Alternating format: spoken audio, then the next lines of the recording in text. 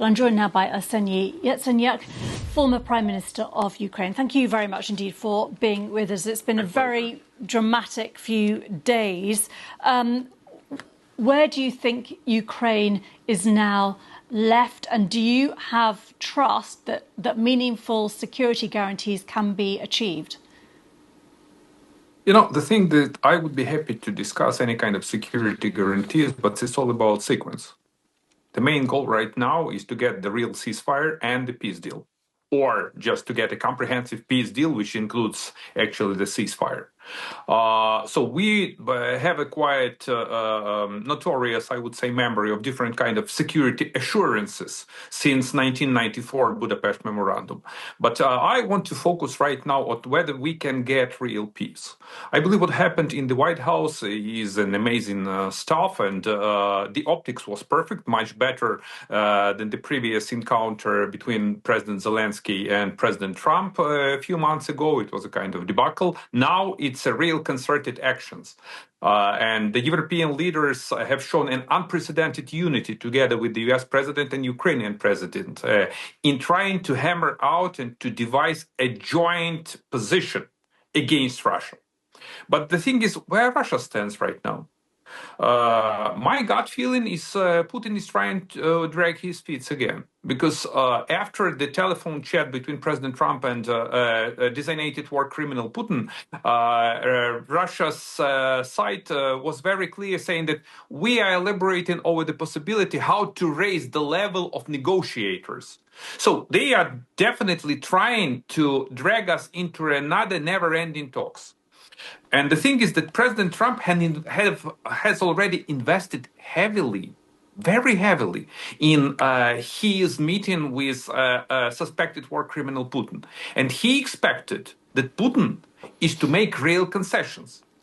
And it's right now to Putin and actually to China to decide whether they are ready to make these concessions. So answering your question, I hope that we are going to get real security guarantees. But the key precondition for any kind of security guarantees is whether we can get durable, fair, and just peace and real peace agreement. Okay, but if there is no ceasefire initially, which Donald Trump has indicated might not be possible because he wants potentially just a full deal in one go, as it were, what sort of security guarantees do you think Zelensky should be pushing for, and how much land should be exchanged in return? Is Donetsk, territory that Ukraine should give up? You've heard this weird definition of land swap. It is not a land swap. It is a land grab. So let's be very clear about this. And what Putin wants to get, he wants to get an entire Ukraine, not just Donetsk, Lugansk, and the rest of Ukrainian regions. So he wants to take over an entire Ukraine. Okay, and but what I'm trying to understand is just... And I'm just trying to understand, though, in terms of negotiating a peace deal, which there seems to be some momentum for, what is your view as to what security guarantees Ukraine should now be pushing for? Because that is what's being, argued for in detail. And what, is Donetsk territory that you would be happy to be conceded? The best security guarantee is Article 5 of the Washington Treaty. I mean, full-fledged membership in NATO.